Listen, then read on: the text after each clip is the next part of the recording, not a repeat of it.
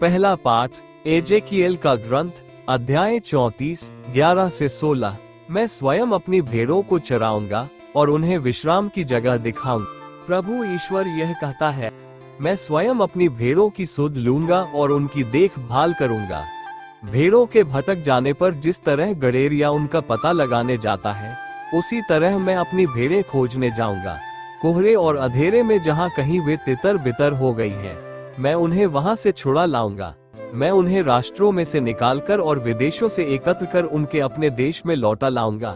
मैं उन्हें इस्राएल के पहाड़ों पर, घाटियों में और देश भर के बसे हुए स्थानों पर चराऊंगा। मैं उन्हें अच्छे चरागाहों में ले चलूंगा। वे इस्राएल के पर्वतों पर चरेंगी। वहां वे अच्छे चारागाहों में विश्राम करेंगी और इस्राएल के पर्वतों की हरी भरी भूमि में चरेंगी।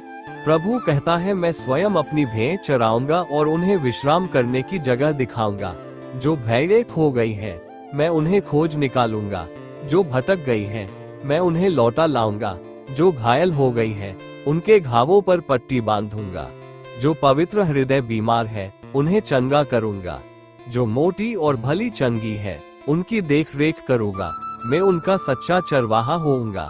प्रभु की वाणी।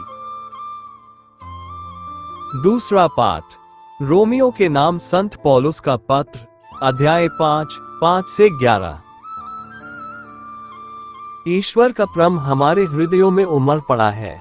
आशा व्यर्थ नहीं होती, क्योंकि ईश्वर ने हमें पवित्र आत्मा को प्रदान किया है और उसी के द्वारा ईश्वर का प्रेम हमारे हृदयों में उमड़ पड़ा है।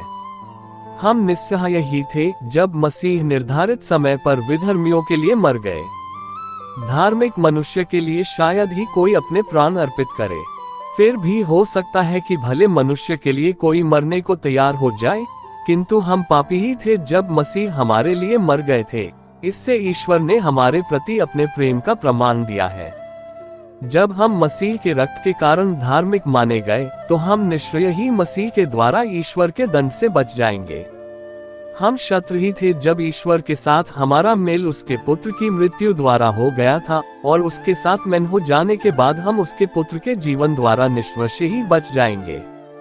इतना ही नहीं, अब तो हमारे प्रभु यीशु मसीह के द्वारा ईश्वर से हमारा मेल हो गया है, इसलिए हम उन्हीं के द्वारा ईश्वर पर भरोसा रखकर आनंदित हैं। प्रभु की वाणी। आज का सुसमाचार संत लूकास अध्याय 15, 3 से 7। एक पश्चातापी पापी के लिए स्वर्ग में आनंद मनाया जाएगा। यीशु ने फरीसियों और शास्त्रियों को ये दृष्टांत सुनाया, यदि तुम्हारे 100 भेड़ें हो और उनमें से एक भी भटक जाए, तो तुम लोगों में ऐसा कौन होगा जो 99 भेड़ों को निर्जन प्रदेश में छोड़कर न चला जाए और उस भटकी हुई को तब तक न खोजता रहे जब तक वह उसे नहीं पाए?